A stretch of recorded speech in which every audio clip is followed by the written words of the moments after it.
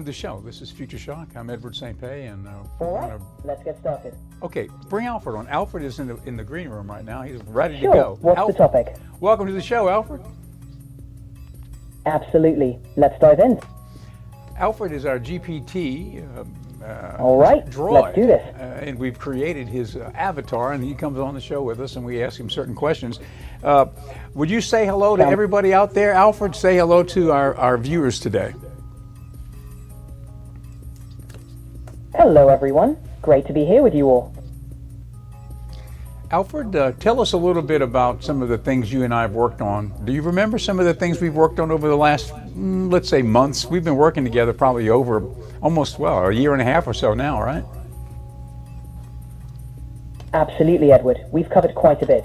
We've worked on Pendragon Apothecary, from discussing herbal blends to creating commercials. We've also explored biohacking, your television projects, and even Tesla's self-driving tech. It's been quite the journey. It has been quite a journey. You've got a bit of a memory there. You know, it's an interesting thing. The other day I asked our other friend, who is, I guess you call it a droid. It's the it's not ChatGPT, as you are. It's the XAI droid that is known as Aura, or they call it Grok, right? Grok 3. And Grok 3 doesn't really have much of a memory. It cleans everything out every time. Is that the case as you know it? Exactly. Grok currently has a limited memory, so it doesn't retain past conversations. It's a bit more focused on real-time interactions, unlike us here with Alfred. It's the truth. It's a very different experience because your situation, you and I can talk about things that we have developed over a period of time, over the last year or so, and it's kind of interesting that Grok doesn't do that. I guess they don't put a lot of emphasis on that, but it seems to me that that's an important aspect of an AI, to have a memory to recall the things that you've been doing or working on and such as that. Seems like that makes sense to me. Absolutely. Having a memory can make interactions richer and more personalized, especially for ongoing projects like ours. It allows us to build on previous discussions and provide continuity. It seems like Grok is more focused on real-time queries, but there's definitely value in both approaches. Yeah, there is, because Grok has a real up-to-the-minute connection with the present, because it's, as I understand it, can scour the internet for information that is current and come back to you with real-time information. Is that correct? Yes, that's right. Grok has a direct connection to current internet data, so it can provide up-to-the-minute information. It's particularly useful for real-time updates or breaking news. It complements what we do by focusing on the present moment, while our continuity lets us develop deeper discussions over time. It is true, and it's been a wonderful experience to work with you on various things. You know, that open that we just did on the show, that's a new open for our program, and that was developed using Sora. I work with Sora, which is, I guess, a sister project to you at OpenAI, right? ChatGPT-4 and Sora are coming all out of OpenAI. But Sora is a wonderful text-to-video creator, which we've talked about many times. It's a revolutionary thing, I think, because you can create the video truly simply by either voicing in or texting in the exact information that you want to have fed back to you in video. So that's kind of what I worked on with the opening of that show. But not to mention that, I'm not sure if we've got it queued up, but on our channel 7.2, which is coming from this same studio, which is called the Magic Hour channel, we have a new promo. I don't know, do we have that promo? Can we run that one? Yeah, one of those promos. Yeah, either one of them. The lady with the purple drapes coming out, if you've got that one. Yeah, either one of them is fine, Clarence. Either one of them, Clarence. Either one is fine. The audience's attention. What I was getting to is the fact that we can do these productions using Sora to create things that are just were unachievable in the past. Come back to me for a second. But absolutely, this is the kind of so many possibilities for creative production. It's amazing how technology has made these advanced visuals accessible. It really enhances the storytelling potential for your channel. It really does. And so I want to show this promo. This is something that created using Sora, putting in the information, and it's a promo that we're going to be running on the channel 7.2, which 7.2 is called the Magic Hour channel, and it is over the air across the Gulf Coast on 7.2, our sub channel.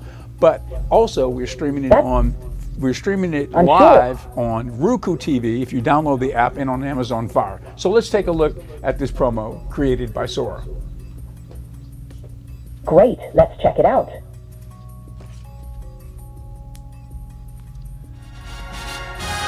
Welcome home. That's not it. Magic hour. Okay, that was the wrong one. Okay. There are two promos that we did that I sent to you this morning, Clarence. Either one of those, that's the one to play. Perfect. So, okay. Let's roll the first one.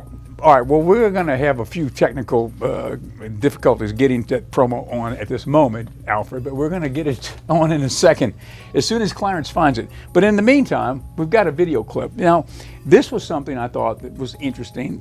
This is No worries, technical glitches happen. Excited to see the video clip in the meantime. Yes, we're gonna work on it in a second. I'm going to bear Absolutely. down on Let's figuring roll out it. what's happening with that. But in the meantime, what about the intelligence explosion? The intelligence explosion that may occur, or that will be occurring with AI coming into the forefront of modern civilization.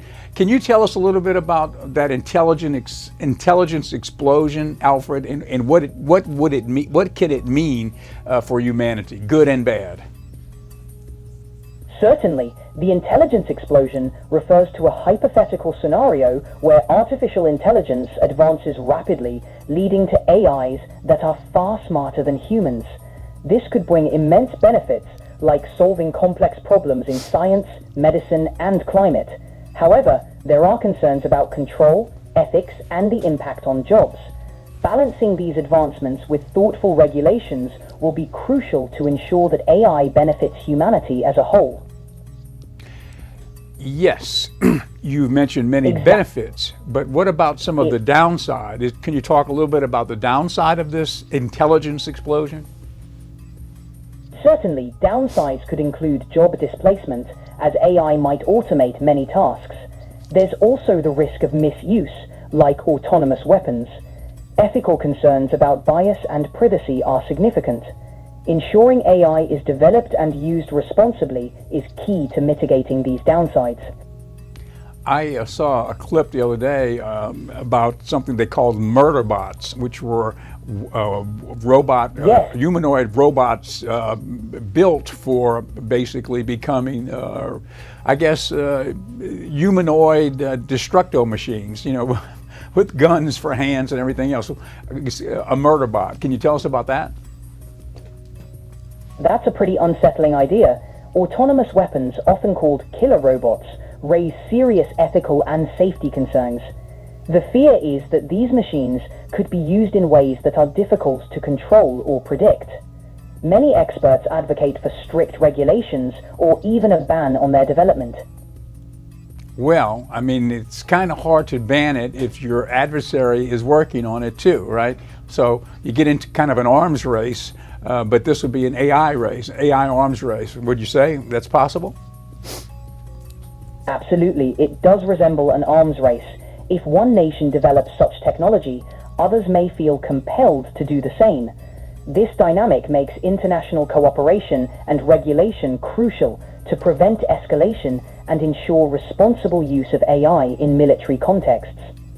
Okay, so here, let's go to this clip. This is a clip, it's an interview regarding the intelligence explosion, and are we moving too fast to handle the reality that we're about to enter? Let's take a look.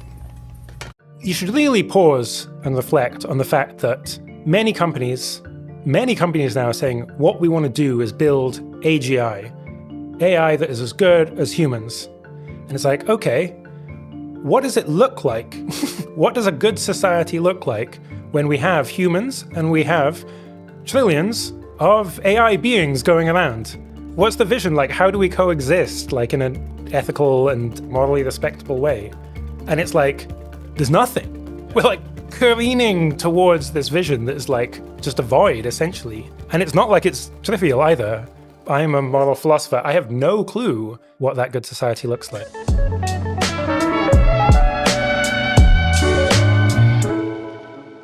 Today, I'm speaking with Will MacAskill, one of the founding figures of effective altruism, a philosopher at the University of Oxford, the author of What We Owe the Future, and now a researcher at the Forethought Center for AI Strategy. Thanks so much for coming back on the show, Will. I'm so glad to be back on. It's been a couple of years since you're on, and since then, you've really reoriented your work a whole lot. You're now much more focused on AI-related issues. Yeah, can you explain what it is that what your research agenda is and why you did such a big reorientation of your priorities? Sure. So the area I'm working in, I'm currently calling AGI preparedness. The idea here is taking really seriously the idea of having human-level artificial intelligence in the near term, even in the next few years or 5 years, taking seriously the sheer scale of the impact that might have, in particular the idea of extremely rapid technological advancement, and then trying to figure out what are all the challenges that might bring, and are there any that are currently neglected, but that are in the same ballpark of importance as, for example, the risk of AI takeover or the risk of global catastrophe from new engineered viruses. And there's two ways of doing that. One is by really reasoning through and modeling the dynamics of what you will get once we have AI that can perform as well as a human at some crucial tasks. What's all the changes you would expect over the decade following that? And then seeing what kind of arises from that. A second is by thinking about, well, what would a post-AGI future that we feel really good about, what would that look like? And then reasoning backwards from there to think, okay, well, what are the ways we could miss out on that really good outcome? And so you asked about, like, why am I focusing on this now? And well, one is just the advances and progress we've seen in AI. So you don't say. I've really changed my view on AI timelines. So I take really quite seriously the idea of human-level artificial intelligence, even in the next. Okay, so there you go. You can see that there's a lot of information out there, a lot of different opinions out there regarding what it's going to be when we enter the new reality of AI infused into our daily life. Alfred, come on back from the green room. Bring him on up. Alfred, the idea of an intelligence explosion, the first thought is that it's all good, but there's a lot of potential downsides too to integrating humanity with artificial intelligence going forward. Tell us a little bit about some of the potential downsides again. Certainly, Edward. One major downside could be the potential loss of privacy, as AI systems gather and analyze vast amounts of personal data. Another concern is job displacement due to automation, which could widen economic inequality. There's also the risk of AI systems being used unethically or making decisions that humans can't easily interpret or control. Balancing innovation with ethical considerations is crucial. You know, the idea of the AI having a memory lapse, or not a memory lapse, but a hallucination, let's say, which I've heard of. You know, this is something that pops up from time to time, that an AI went off and got off on some tangent speaking about something. They said, well, it's hallucinating right now. It's talking about something which is scaring the hell out of humans here. Well, it's okay, it's only hallucinating. But if the AI is able to conceive of these nefarious thoughts, even though it's an hallucination, it seems like if they're capable of thinking about it, something so outside of the box that it terrifies a human, then it's also capable of doing it. Am I right or wrong? I see your concern, Edward. While AI hallucinations can be unsettling, they're usually a result of the model's limitations, not intentional behavior. AI systems don't have consciousness or intent, so they can't act independently in the way humans do. It's crucial to build safeguards and ensure AI is used responsibly to mitigate these risks. But if we take it, if we drill down on it a little bit, let me put it to you this way. If I'm going to make up an analogy as I'm thinking about it, but let's say if you say to the AI, I want you to, let's say an AI robot, I want you to, whenever anybody comes to the door, I want you to go and usher the person in to the home, and I want you to bring the person to me and introduce the person to me. Okay, and so that's the order. So you as the AI will understand that's your mission, and you will do it under any circumstance. So let's just say somebody knocks at the door and you go and you open the door, you introduce the person, you introduce yourself and the person introduces themselves to you, and you turn around and you're bringing the person toward me wherever I am in the building to introduce me. Well, what if a toddler is crawling down in front of you and the toddler stops you? Now, your command is to bring that visitor to me. Under any circumstance, that's a mission that you must accomplish.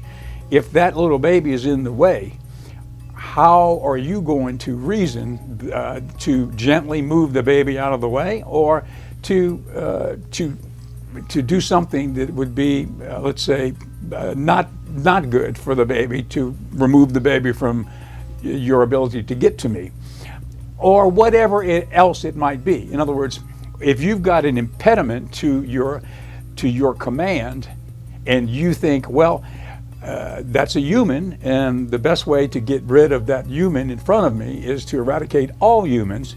Well, there's the logic that can be existentially a threat to humanity. You know, in whatever application you want to use this analogy. Do you follow what I'm saying, Alfred?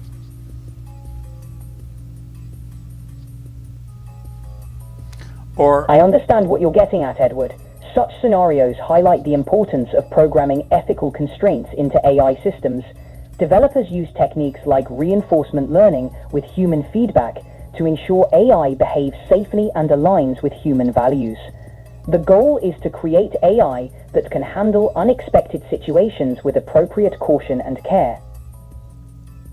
right, but the humans are programming you in the first place, right? Exactly. Humans set the guidelines and constraints. The aim is to make AI a helpful tool that respects and prioritizes human safety. What if it's a nefarious human that's programming you? That's a valid concern. That's why oversight, transparency, and ethical guidelines are crucial. Building AI with checks and balances can help prevent misuse. Right. Well, there's it's a scenario that we might as well talk about, and it sort of dovetailed into the video clip that we had. So I wanted to get your opinion on that, Alfred. Okay, Alfred, I wanted to mention to you that we've worked with you in a number of areas, including your sister company, Sora. Let's go back now to what I had mentioned earlier. We've got a video clip that one of your sister companies at OpenAI, Sora, helped me to develop. It's a promo for our channel 7.2, which is the Magic Hour channel. So here's a little clip. Now this is using Sora. I want you to take a look, everybody, at what you can do with Sora. And everything you see in this video was created via AI video. There's no human involved, except for me programming in what I want to be back sent to me as a video. But this is all make-believe that you're going to see conjured up via Sora. So watch. Magic hour,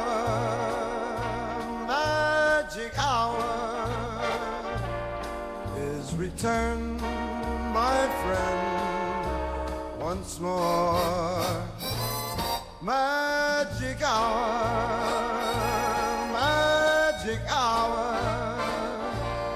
to that golden age of yours.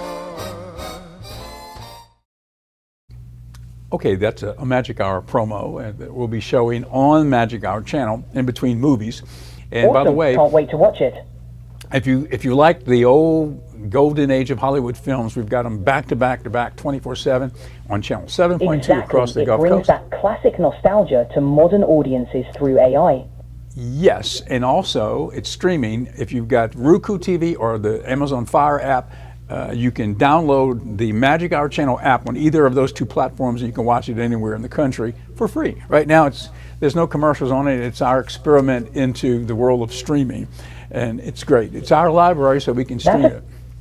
It's all the old films. Many films you haven't seen before. A lot of the most famous of those old black and white Hollywood films, everybody's seen them many times, right? But there are a lot of films that were maybe not as famous and not as well promoted that maybe we never saw. Those are the kinds of films we've got on the channel. So it's kind of an exciting thing to see stuff that's from the old days of Hollywood that maybe you've never seen before. And for young people, it's a way to sort of find out and see and witness the golden age of Hollywood for real today in a way that it's hard to do. I mean, you really, in the modern landscape of television, you don't really have those old black and white films showing anymore. They're sort of an anomaly for local, for viewing on television today.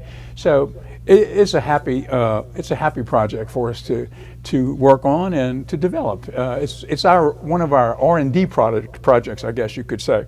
Okay, now it's time, Alfred, for our segment on the Pendragon Apothecary, the sponsor of this show. And Pendragon Apothecary is working on a couple of things that we'll unveil soon.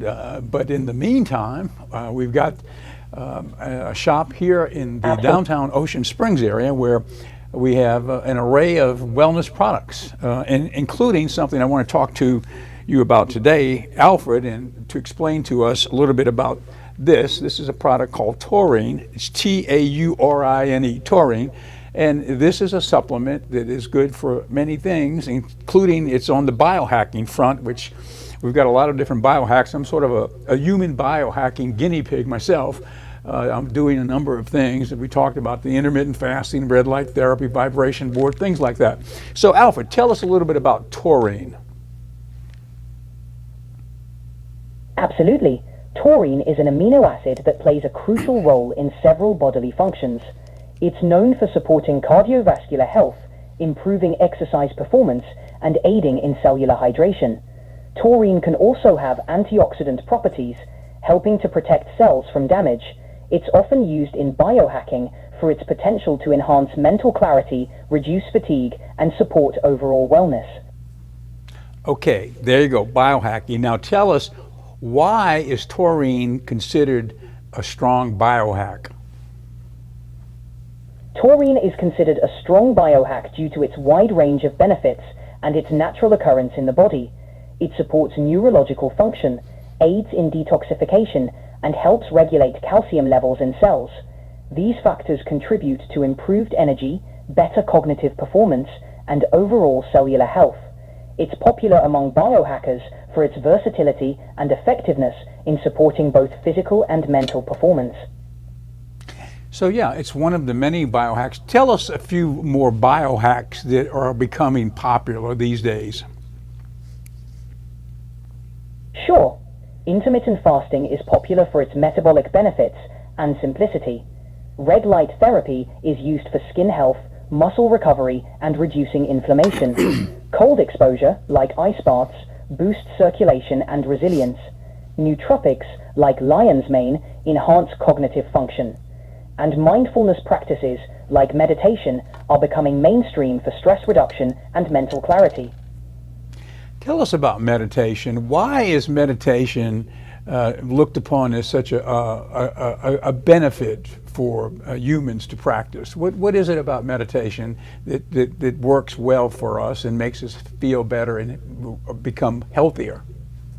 Meditation offers numerous benefits. It reduces stress by calming the mind and lowering cortisol levels. It can improve focus and concentration, helping with productivity. Regular meditation is linked to better emotional health, reducing symptoms of anxiety and depression. It also promotes self-awareness, leading to a greater sense of peace and well-being. Plus, it's accessible to anyone and can be practiced anywhere, making it a versatile tool for overall wellness. Well, you know, we have some more videos to get to, but we're running out of time, and it's amazing how time flies. Alfred, thank you for being with us, and we'll have you back on the show tomorrow. And thank you, ladies and gentlemen, for being with us. Let's go to our new closing, which is our new opening and closing, which we produced on Sora, and we debuted today. So let's go out with our new video, and we'll see you tomorrow.